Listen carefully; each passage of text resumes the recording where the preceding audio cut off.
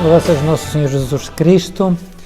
Hoje vamos tocar um tema muito amplo, que é Jesus e a Eucaristia, ou aproximar-nos de Jesus através da Eucaristia. Claro, como temos um limite de tempo, vou tentar ser sintético e ir aos aspectos mais práticos, mas sem antes chamar a atenção para alguns aspectos assim mais de fundo. Em concreto, há um que usamos com frequência na nossa linguagem e que não digo que seja errado, mas que às vezes merece um pequeno comentário, que é aquilo que às vezes se ouve, todos nós teremos dito alguma vez que vamos à missa ou comungamos porque precisamos de força, né? Precisamos de ajuda. E em parte é verdade, até porque a Eucaristia foi pensada pelo Senhor, foi instituída a modo de alimento que nos dá a ideia de algo que nós necessitamos para manter e aumentar a nossa vida espiritual. Aliás, como sabem, há no Antigo Testamento as figuras da Eucaristia, figuras, imagens, tipos, que já falámos noutra sessão, entre elas o maná, que falaremos a seguir, e também há um episódio do profeta Elias, no capítulo 19 do primeiro livro dos Reis, quando, depois dele já ter eliminado os profetas de Baal, de uma forma que não seria aceitável hoje em dia, mas na altura era o que havia, tem que fugir da rainha má, da Jezabel, e sai lá da cidade e tem que caminhar e chega até ao deserto. E no deserto, sim, um deserto peculiar, mas enfim, talvez não seja aquele deserto que nós estamos habituados a ver nos filmes só com areia, mas é um sítio árido, onde não tinha alimento. Diz o livro dos Reis que se sentou debaixo de uma árvore e desejou a morte. Tira-me a vida, Senhor, porque eu não sou melhor que meus pais. Então, adormeceu, mas já com a ideia de morrer ali.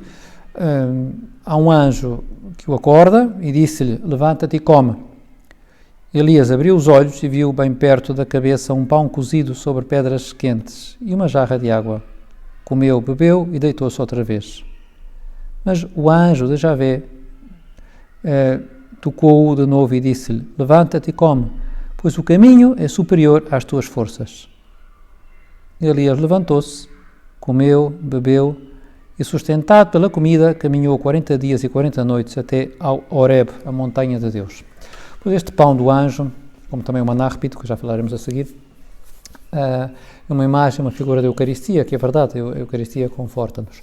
No entanto, se retirássemos esta consciência do bem que nos faz, do contexto global da instituição da Eucaristia, da realidade da Eucaristia, poderíamos, quase sem querer, instrumentalizar a Eucaristia, vê-la como uma espécie de vitaminas espirituais, que não digo que nos façam esse bem, mas o essencial é que é o próprio Jesus que ali está. É bom recordar o que uma criança santa, São Francisco Marto, dizia a propósito da hóstia santa: é Jesus escondido. E é difícil encontrar uma definição mais simples e certeira. A Eucaristia é Jesus escondido, mas Jesus. E se o nosso amor ao Senhor for verdadeiro, a nossa devoção eucarística deve necessariamente melhorar, e ao contrário, se melhoramos a devoção à Eucaristia, certamente nos aproximaremos mais de Jesus e saberemos estar com Ele até mais tempo. O Papa Bento XVI explicou, num dos seus documentos, convidava cada um a viver e a exprimir a consciência de se encontrar em cada celebração diante da majestade infinita de Deus, que chega até nós, humildemente, nos sinais sacramentais. O que se trata nesta sessão é encontrar maneiras de, vamos tocar apenas alguns aspectos do mistério, maneiras de nos sabermos diante da majestade infinita de Deus. Faz-nos sempre um grande bem reler devagar todo o discurso eucarístico de Jesus na sinagoga de Cafarnaum, do capítulo 6 de São João, O discurso é suficientemente claro, é um discurso extenso, mas os resultados não são propriamente animadores. Faz notar um conhecido biblista que é a única ocasião no Evangelho em que se afirma ou se fala de uma defecção dos seguidores de Jesus devido a uma coisa que ele ensinou. Já não é um conflito, era algo que ele tinha ensinado e que levou a que muita gente abandonasse Nosso Senhor. Eu relembro os versículos finais desse discurso. Desde então, muitos dos seus discípulos retiraram-se e já não andavam com ele. Por isso, Jesus disse aos 12, também vós quereis retirar-vos? Simão Pedro respondeu-lhe, Senhor, para quem havemos nós de ir? Tu tens palavras de vida eterna. E nós acreditamos e sabemos que tu és o Santo de Deus. Como já comentaram muitos pensadores, muitos santos, se tivesse sido uma questão de má compreensão, de apenas má compreensão daquilo que Jesus tinha dito, pois Jesus não os tinha deixado de retirar, que lhes ia dito uma coisa do género, calma, vocês estão a entender num sentido demasiado estrito, este é apenas um símbolo. Se fosse uma questão de símbolos, não havia problema nenhum para os seguidores de Nosso Senhor, ou os seguidores prévios ao discurso. O tal biblista, que antes fazia notar isso, que é um biblista americano chamado Brand Peter, muito interessante, mas faz notar que o motivo pelo qual os apóstolos não se retiram, para além da confiança enorme que tinha em Nosso Senhor, também pode ter a ver com algumas das palavras que o Senhor referiu no próprio discurso. Por exemplo, isso escandaliza-vos, que será quando virdes subir o Filho do Homem para onde ele estava antes? É o Espírito que vivifica e a carne para nada aproveita. As palavras que eu vos disse são Espírito e vida. Jesus, com estas palavras muito simples, que às vezes não nos fixamos demasiado nelas, dentro do discurso eucarístico, Nosso Senhor reafirma a sua identidade divina e faz referência à sua ressurreição e à sua ascensão pelo poder do Espírito. E sem aceitar essas duas verdades, torna-se impossível entender, à nossa medida, e aceitar o discurso eucarístico. Jesus é Deus, tem um poder divino, o que o Senhor vai dar a comer não é a sua carne morta, isso seria canibalismo, não é? Jesus está a falar sobre comer a carne viva do seu corpo ressuscitado, que será devolvido à vida pelo poder do Espírito Santo e elevado posteriormente ao céu na ascensão. É um corpo, enfim, que já não está limitado ao tempo e ao espaço. O querer olhar para a Eucaristia como um mero símbolo seria retirar-se da companhia do Senhor. Ainda para reforçar esta ideia da presença real de Jesus, que é essencial para não perdermos de vista que estamos diante da majestade de Deus, quando estamos diante da Eucaristia, também o tal Brand Peter relembra que o maná é uma imagem ou tipo, remeto para a sessão sobre o Antigo Testamento, é imagem ou tipo ou figura da Eucaristia. E o maná tinha 4 características que nos evocam a Eucaristia.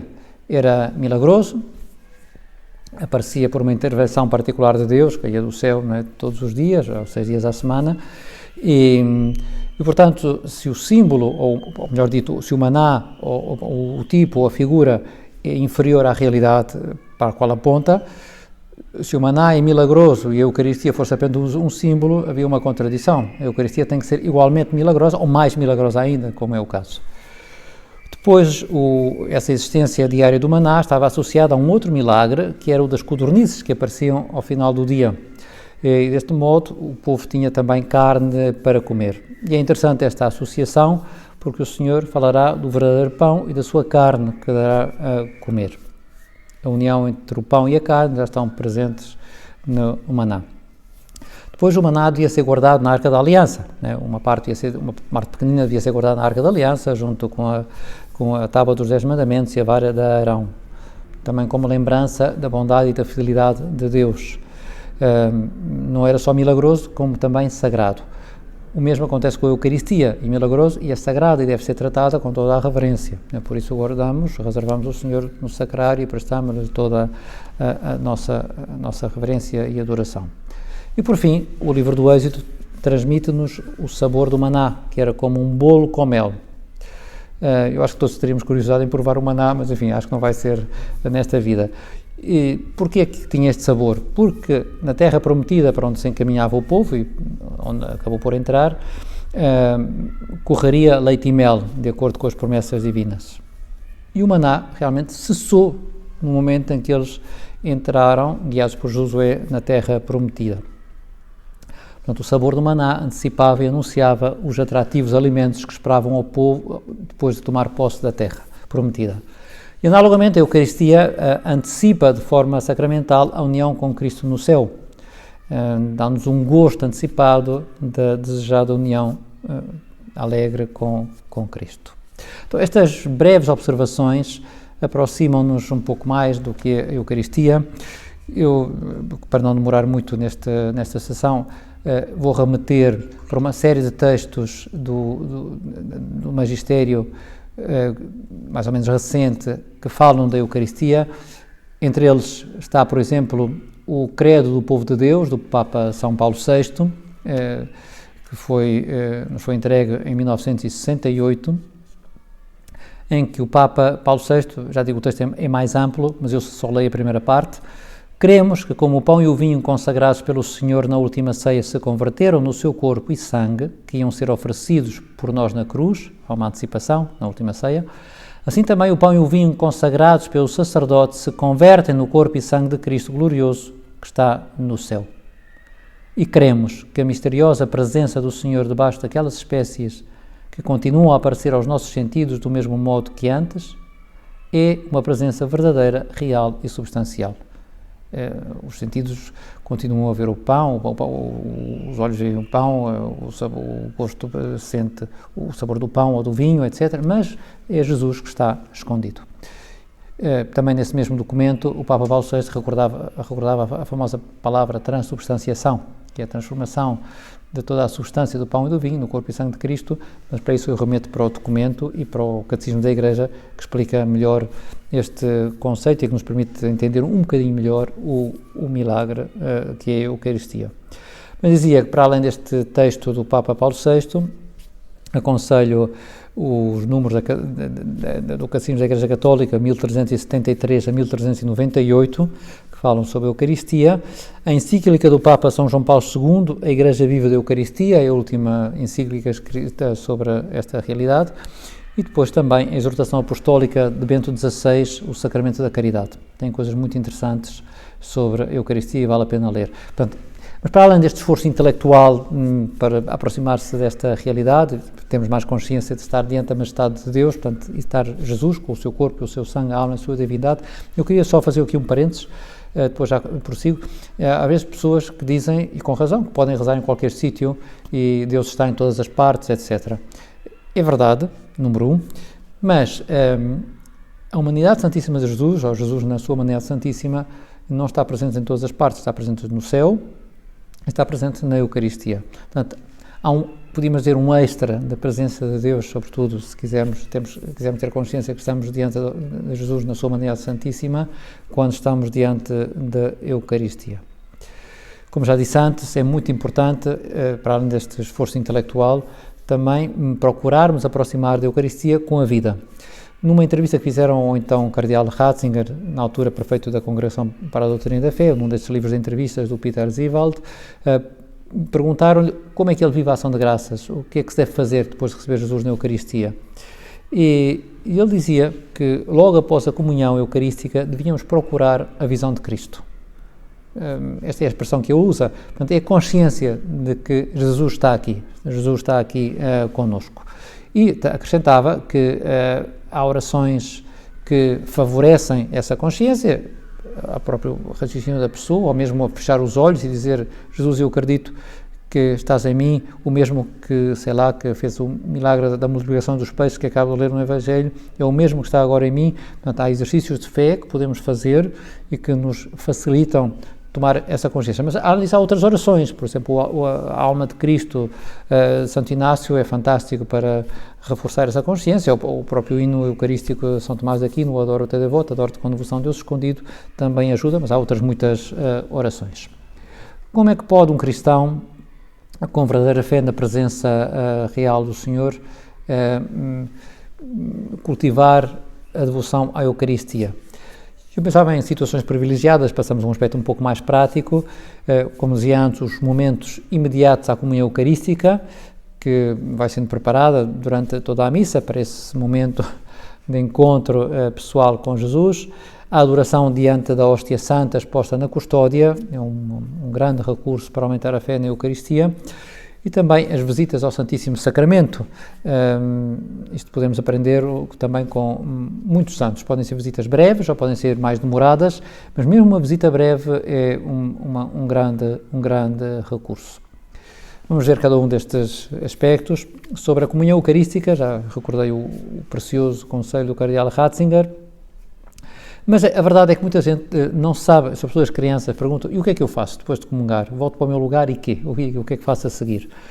Não há umas instruções fixas, cada um tem a sua maneira, mas para além de procurar a visão de Jesus, há muitas maneiras de manter o diálogo com ele.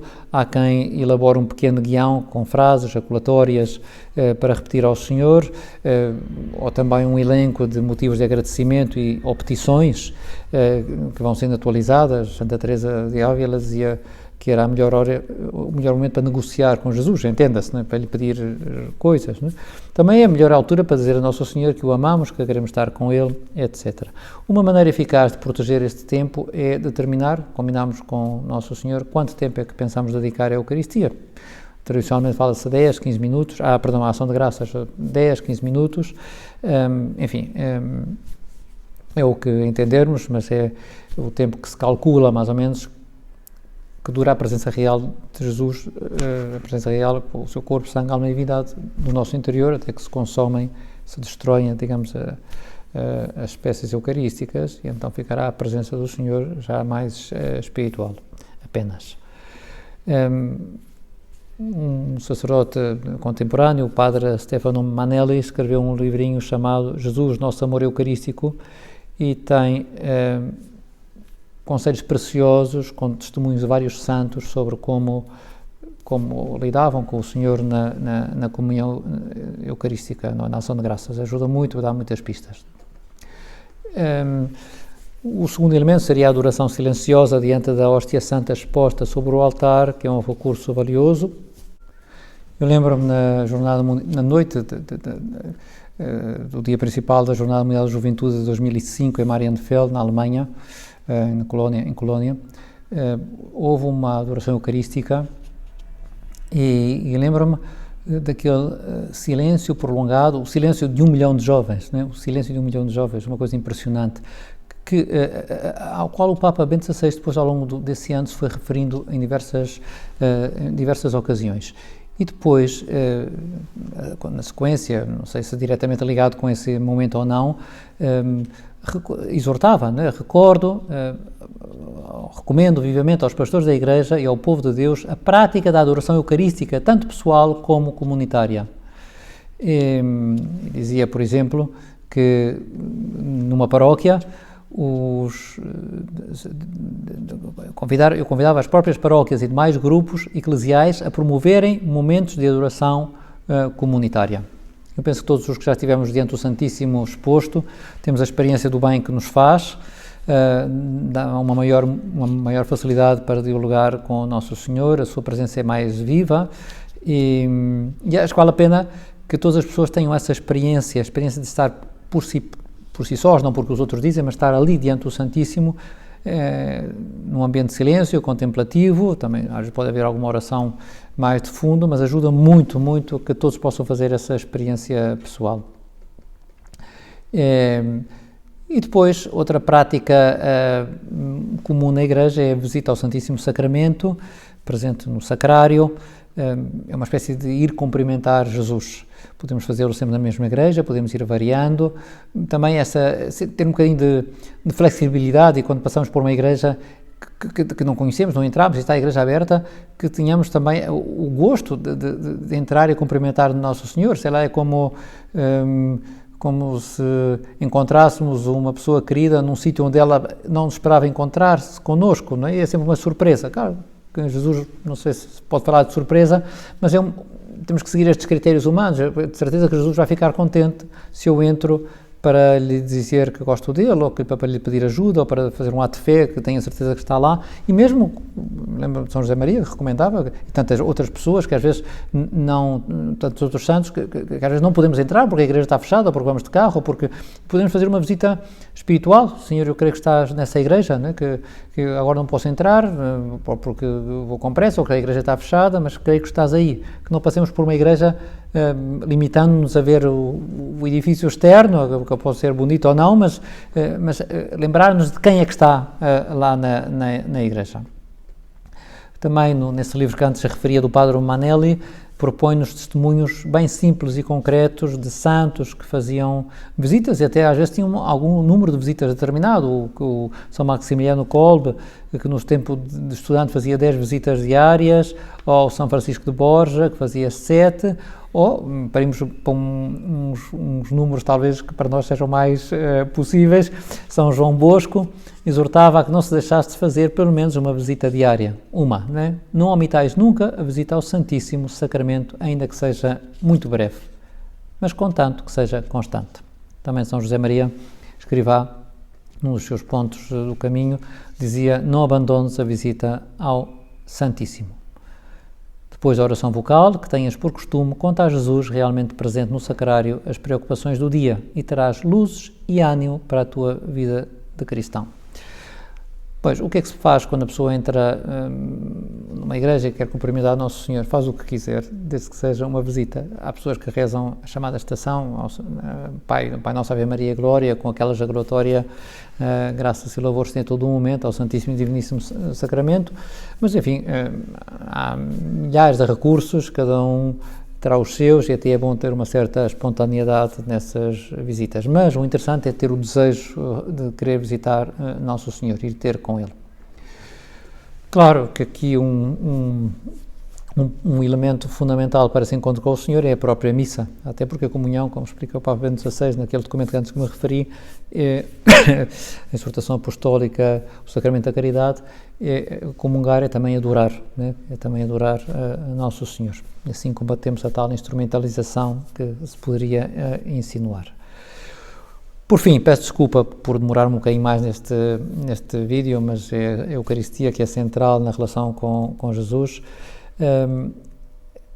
A verdadeira aproximação a Jesus eucarística tem de transformar a nossa vida. Podemos falar de muitas coisas, penso que já tínhamos falado numa das sessões anteriores sobre a tal connaturalidade com Jesus, a modificação da nossa vida de forma que a nossa vida se assemelha à de Nosso Senhor e as outras consequências, mas aqui na Eucaristia um dos sinais de que estamos a viver bem a Eucaristia é que há uma mudança em nós. As palavras ainda de Bento XVI, a Eucaristia arrasta-nos no ato oblativo de Jesus. Quer dizer, isso significa, se eu realmente recebo aquele que se entregou por mim, o meu desejo é também entregar-me por ele. No outro dia vi vou intercalar isto aqui, o terceiro episódio da segunda temporada do The Chosen, que é bem interessante. É uma meia hora de conversa entre os apóstolos e a Santa Maria Madalena, também aparece Nossa Senhora, e há um momento em que há um conflito entre eles, um conflito azedo, tal como o quis idealizar o realizador, entre São Pedro e São Mateus. E Jesus, que está fora, está a curar doentes, é o final do dia, e chega a arrastar os pés com uma respiração ofegante, porque está derreado, não é? E vai para a cama.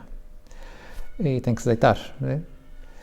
E a impressão que fica é: mas o que é isto? Nosso Senhor está ali a fazer-nos o bem, a curar, e nós estamos aqui a discutir questiúnculas. Está bem, podem ser interessantes, mas é todo algo que vem ao de cima, ao vermos esse filme que é aplicável à Eucaristia. Nosso Senhor está ali a entregar-se, E eu depois estou aqui a discutir se dou mais 5 minutos ou mais 10 minutos a esta pessoa ou aquela outra. Eu lembro-me uns amigos, uma pessoa que contava uma história, né, de dois católicos, um casal católico que estava disposto, prestes a divorciar-se, e houve um amigo deles que foi ter com ele e disse: mas ouve lá, eu não percebo que tu, recebendo a Eucaristia praticamente diariamente, depois não sejas capaz de te entregar à tua esposa e de a perdoar. E conseguiu que ele voltasse, não é? Portanto, arrasta-nos para o ato oblativo de Cristo. E depois um outro tema, é o tema que não vou falar aqui, porque iríamos muito longe, da chamada coerência eucarística, também a expressão de Bento XVI, isto é, não nos esqueçamos que estamos a receber Jesus. E tem que haver uma coerência entre aquilo que pensamos, as nossas opções de fundo, com aquilo que recebemos. Isto haveria muito pano para mangas, mas ficamos aqui. Eu remeto também para o documento, a exortação apostólica, o Sacramento da Caridade, que tem um número dedicado a isso. Na prática, eu sugiro que pensemos na possibilidade de participar diariamente na missa, ou pelo menos alguma vez à semana. Faz uma grande diferença na nossa vida espiritual e na nossa intimidade com o Senhor, quando começamos a entender a importância da missa diária, até porque nas missas diárias às vezes tem a grande vantagem de que a Igreja está um bocadinho mais sossegada e podemos ficar mais sossegados na ação de graças.